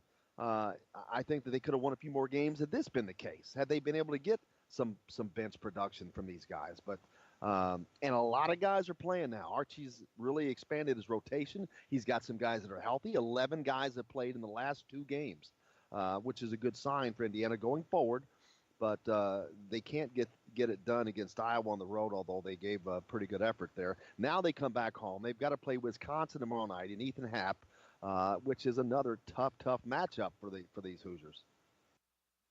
Yeah, as you mentioned, Evan was really good in that game against Iowa. Probably his best game of the 2019 calendar year for sure. And he was able to get those 2 little kind of mid-range jump shots to go, and kind of set the tone for him. And he was able to get going after that. And I just thought, the biggest thing with him is he was playing with some confidence in that game, and it'll be interesting to see if he can kind of replicate that and carry it over.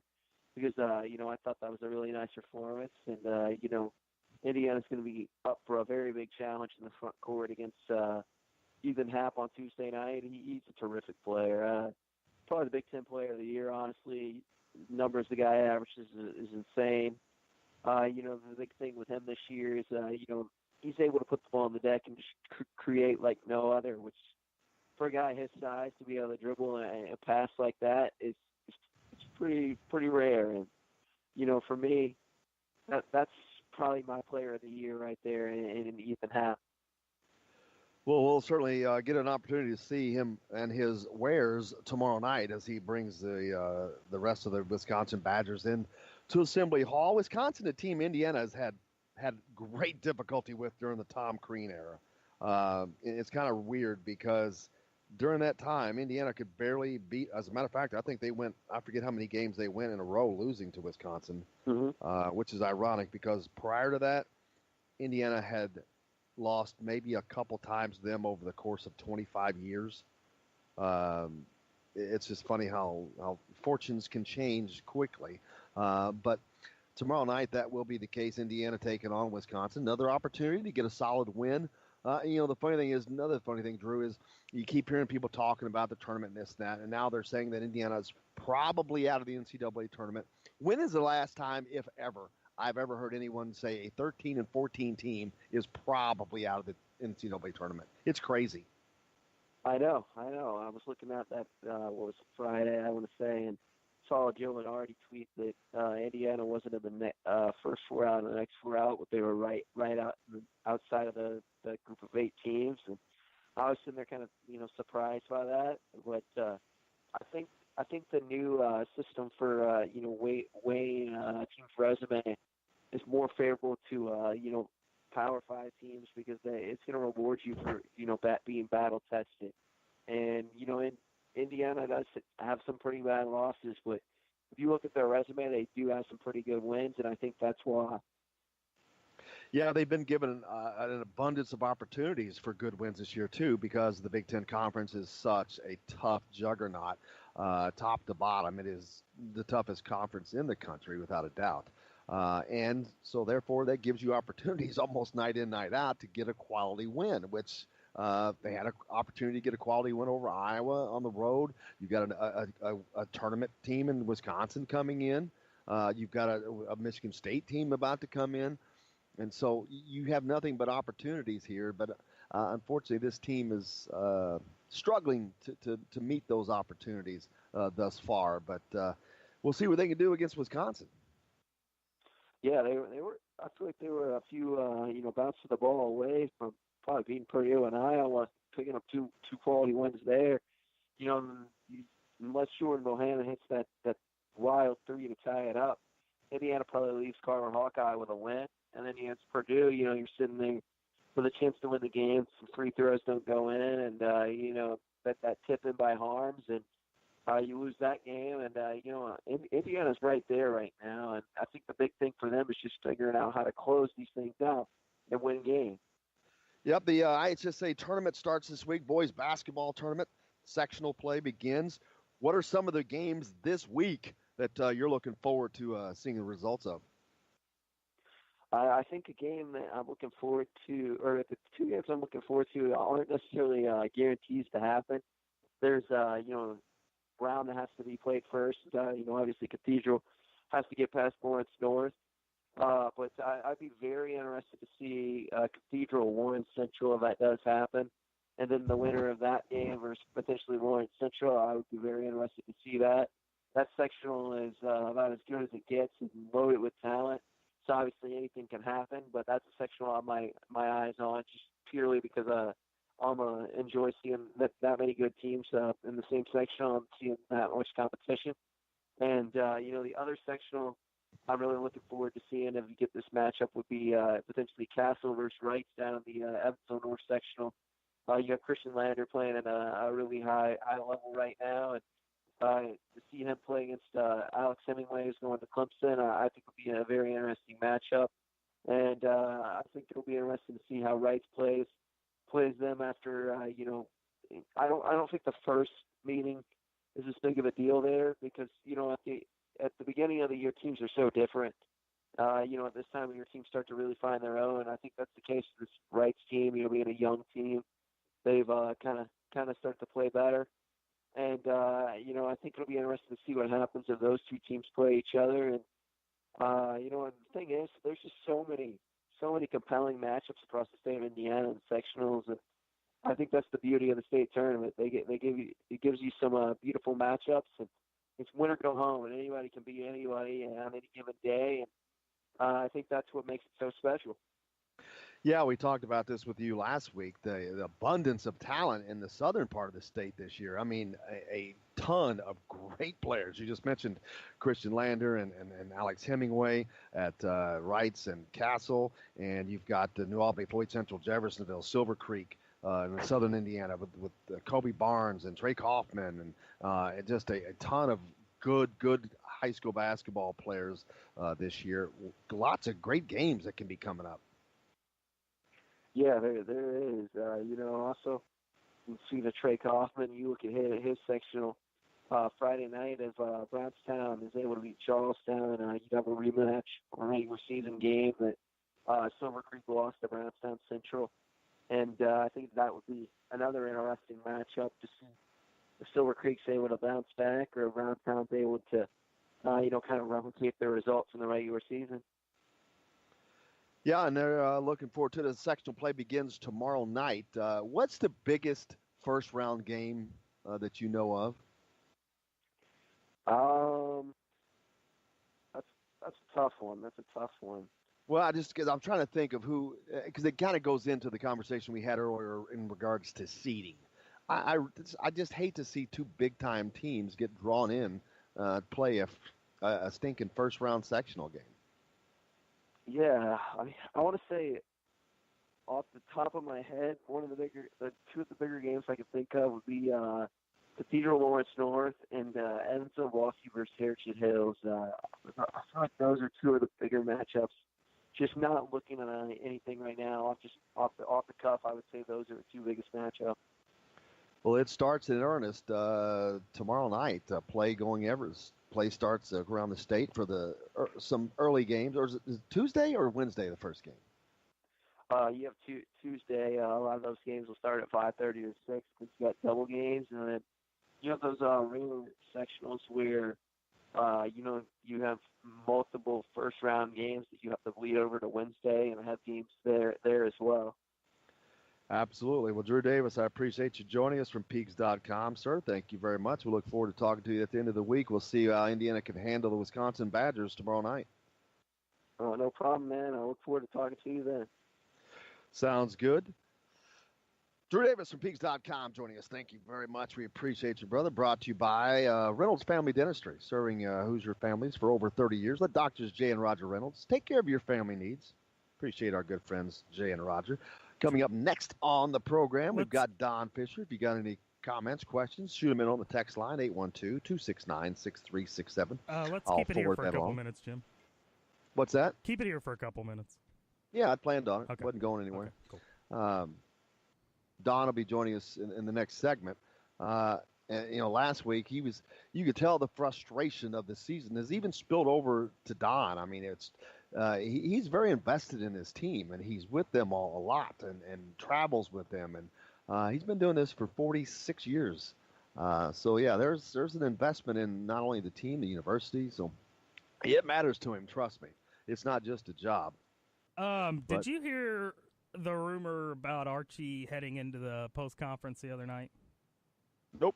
Apparently, before he went into the press conference, he looked at somebody, which I assume was probably JD, and said, I'm answering about 2 questions and I'm out.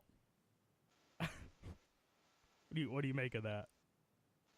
If it's true, I mean, frustration it is what it boiling over at this point. Yes, I mean, it's. I think the pressure is mounting. He's making $3.5 million a year. Yeah. He was not paid $3.5 million a year to miss the NCAA tournament 2 years in a row. Right. Tough to handle. I promise you the pressure is mounting. He's feeling it. But that's that. But we got Don Fisher coming up next on the program. Make sure you stay tuned. We'll be back with plenty more right after this.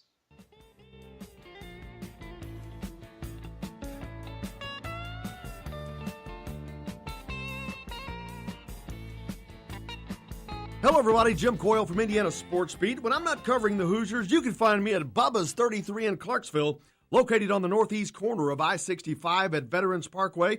Bubba's 33 has hand-tossed pizzas, bold burgers, and ice-cold beer from a select list of local craft brewers. An incredible food selection, all made fresh daily. Whether you're meeting the team for that post-win meal in the family dining area or meeting friends for happy hour to watch the game on one of Bubba's 50 TVs. Bubba's 33 in Clarksville. Pizza, burgers, beer. We all want a winning smile for those championship photos, and that's exactly what you will get at Reynolds Family Dentistry in Sellersburg. Reynolds Family Dentistry has been serving the dental needs of Hoosier families for over 30 years. Let Doctors Roger and Jay Reynolds take care of your family. Just off of I-65 at 809 South Indiana Avenue in Sellersburg. Call 812-246-3368. That's Reynolds Family Dentistry, 812-246-3368. Many medicines used to treat colds and flu contain acetaminophen, a pain reliever and fever reducer found in hundreds of over-the-counter and prescription medicines. But taking too much or more than one medication containing acetaminophen per day can damage your liver. So always read the label and don't take acetaminophen if you drink 3 or more alcoholic drinks every day. To learn more, visit fda.gov/OTC pain info. A message from the U.S. Department of Health and Human Services Food and Drug Administration. This is Jim Coyle with the Indiana Sports Beat. And I'm Justin Kalen with Indiana Sports Beat. Justin, what's your favorite show? It's got to be Indiana Sports Beat, but I'm not ever sure where to find it. Well, you can always like and follow us on Facebook. Always follow the show rebroadcast on iTunes, Google Play, iHeartRadio, Spotify. TheDailyHoosier.com is a great place to sign up for each and every day. Or, of course, on Big X Sports Radio, 1450, 96.1 WXVW in Southern Indiana, and 97.7 The Ref in Evansville. If you want to get your day off to a good start, then stop at Billy Joe's Gas and Food Mart on Highway 150 in Floyd's Knobs. While you're filling your gas tank, you could fill your own tank with a hot breakfast or try one of Billy Joe's daily lunch special. Billy Joe's Gas and Food Mart opens at 5 a.m. and everything is made fresh daily. And if you bring your own mug, coffee is only 50 cents. And Billy Joe's also has free air. The best place to start your day is at Billy Joe's Gas and Food Mart on Highway 150 in Floyd's Knobs.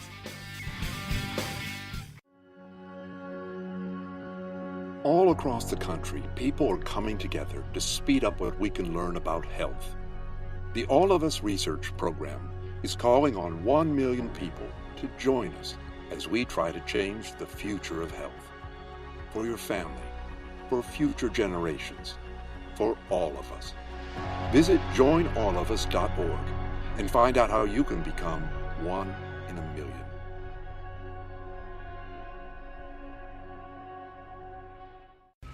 All right, crew, let's get her dug. Honey, want to give me a hand? Today's guest is brought to you by Bubba's 33 in Clarksville with hand-tossed pizzas, bold burgers, and ice-cold beer. Pizza, burgers, beer. Bubba's 33 in Clarksville. Welcome back to Indiana Sports Beat. Jim Coyle with you as always. Justin Taylor, high top of Crew Chiefs box. But we're joined as always by the incomparable voice of the Indiana Hoosiers, Don Fisher. Don, how are you, sir? I'm well. How are you? I'm doing fine, Don. Thank you for asking. I know it was another hard loss for the Hoosiers over the weekend, man. It's just, golly, almost snake bitten as they give a great effort on the road against a good team, a ranked team, and yet come up short. Got to be so disappointing. I don't think there's any doubt about that. These guys have really played extraordinarily hard the last two ball games against Purdue last Tuesday and then against Iowa on Friday night, and they lose both of those ball games in heartbreaking fashion. It was just another one of those weeks for this Indiana basketball team because it's been this way now for well over a month and a half. And the struggles continue.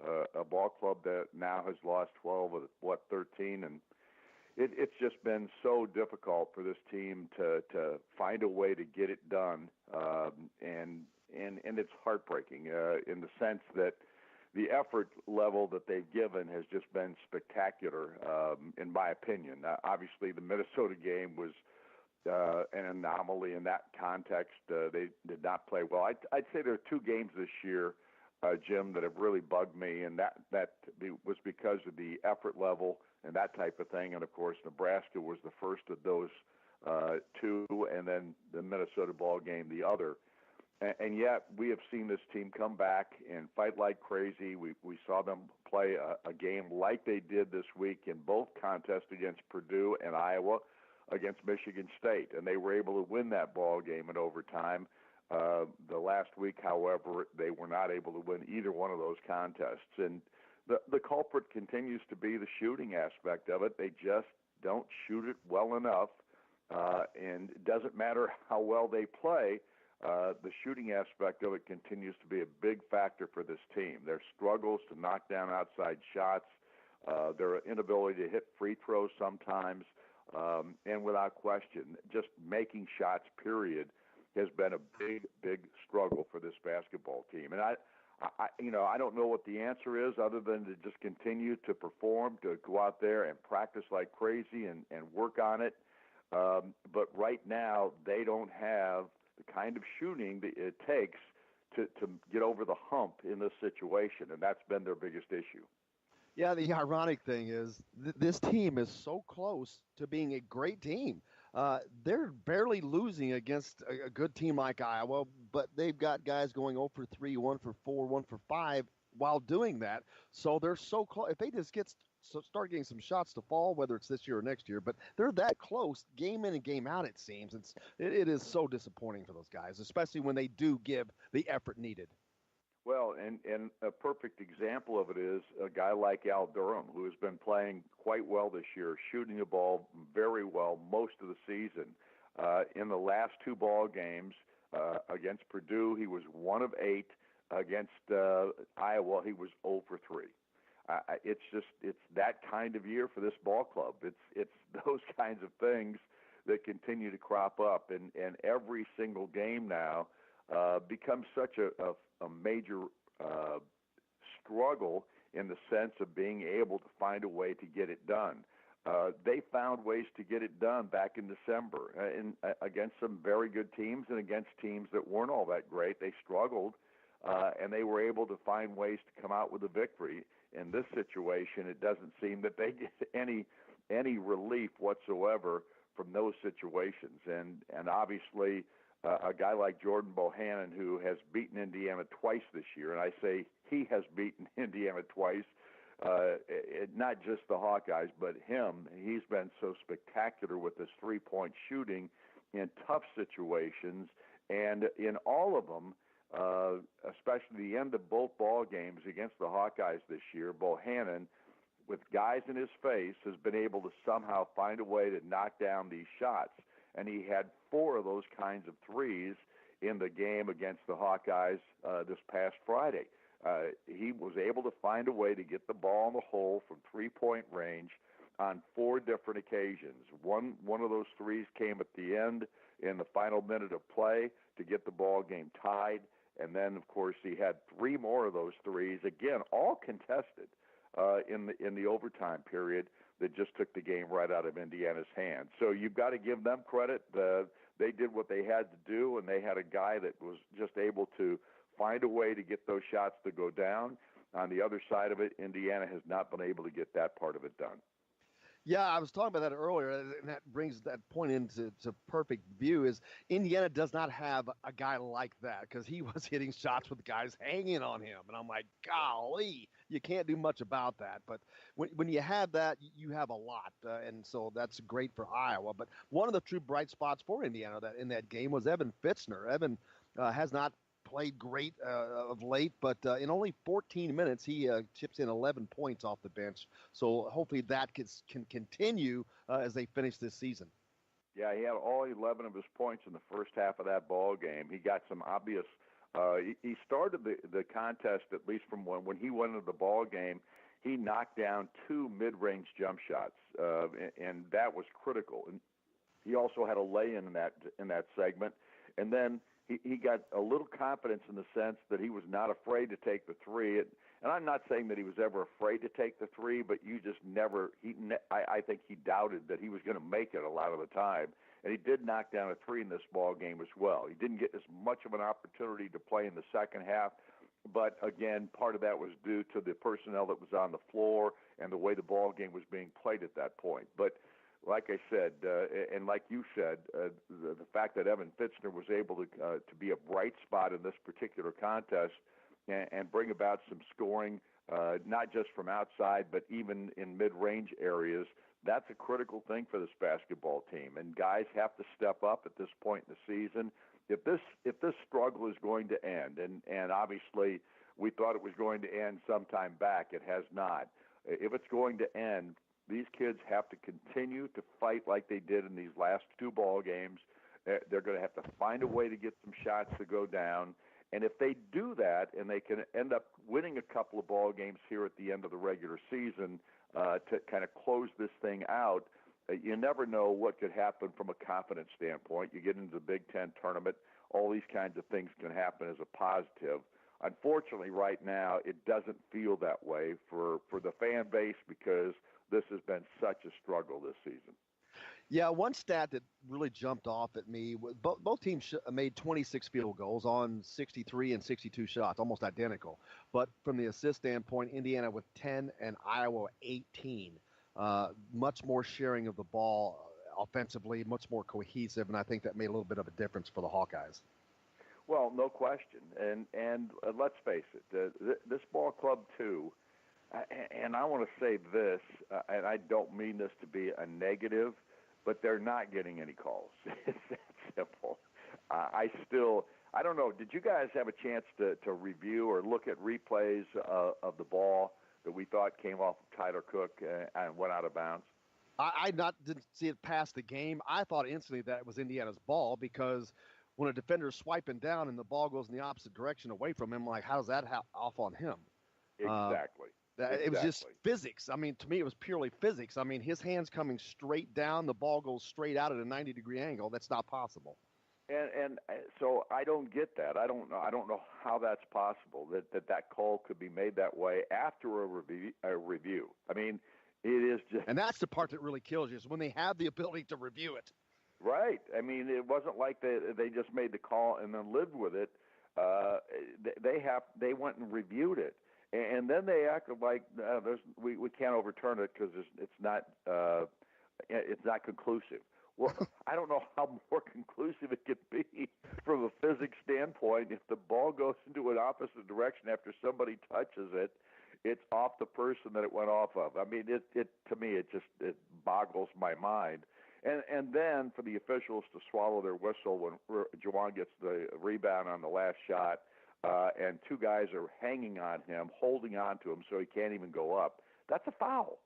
And that didn't happen either. So all that said, that's all sour grapes at this point, and it makes us look like we're making excuses. But the fact of the matter is this basketball team continues to struggle. They've got to find a way to work their way out of it. They've got 4 games left to do that in the regular season and the Big Ten tournament. The thing for me is that this team, I want to see a turnaround here at the end of the season to regain some of that confidence level that they had earlier in the year. And if they can get that back, then I think they can maybe go off into the sunset at least feeling semi-decent about what this season has produced and the struggles that they've had, that they can get past this at some point. Yeah, but how crazy is it to hear people talk about a 13 and 14 team saying they're probably out of the NCAA tournament now? That's mind-boggling to me. Yeah, I mean, there's no question. But the Big Ten has been such a tremendous conference this year. I mean, the games that are played, every game is a contested matchup. It's unbelievable how close these games have been, how many teams, even the bottom feeders, have been really outstanding at times and have been able to win ball games against some of the top echelon teams on a consistent basis. That's, to me, the biggest thing about the Big Ten and how good a conference this has been all season long. And the Rutgers, the Illinois, the Penn States now, all of these teams have found a way to start winning again. That's why I still have hope for this Indiana basketball team. Certainly so. Make sure you catch Don tonight with Coach Archie Miller on the radio program. Don, I can't thank you enough as always. We greatly appreciate you joining us. Well, I appreciate you having me. Obviously, this has been a real struggle for everybody, but no more so than for the coaching staff and for these players. These guys are busting their butts and hurting big time after these losses, but they continue to come back and perform again, and we hope that continues this week against Wisconsin on Tuesday night, and then, of course, on Saturday against Michigan State. No rest for us wicked. That's right. Don Fisher, the great Don Fisher, thank you so much. Make sure you catch him with Coach Archie Miller tonight right here, Don. Thank you, sir, and have a great day. Thanks for having me, Jim. You bet. Don Fisher, the great voice of the Indiana Hoosiers, tonight with Archie Miller right here. That is 7 o'clock Eastern, 6 o'clock Central. That Archie radio show, so you can catch those two tonight as they'll talk about this weekend's game and, of course, the upcoming game with Wisconsin tomorrow night at Assembly Hall. That's going to wrap up. What's that? Going to be a tough one. That certainly is, but that's going to wrap it up for us here today. Hope you join us tomorrow. Of course, Chronic Hoosier will be with us, as well as Mike Schumann from the Daily Hoosiers. So, for Justin Kalen, this is Jim Coyle, and I will see you on the radio.